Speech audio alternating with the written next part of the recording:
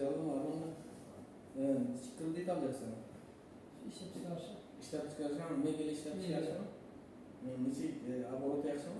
Aborot aydan. Aydan çıksan mı aborot olan?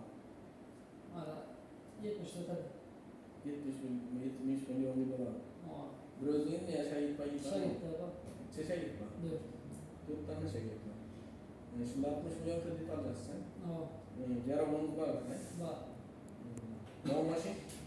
Kobalt. Kobalt mı? Çentir. 2020. 20 mi? Dolar. Eğer kobalt koymasanız raspotu bunu natarız. Ondan keyin soğuk atırlarını koyup olur. Aytıldı akayın, kavarınız var akayın. Faizin yıllığı aytıldı mı size? Ama dışarıda bunlar. Evet, neçe faiz var ne?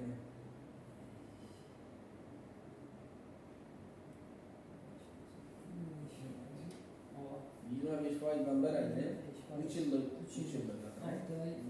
6 ay 2 yıllık akayın. Ya bu oldu, ne yapıyorsanız şu normal kılmışsınız ya şu? Makul. Buradasın.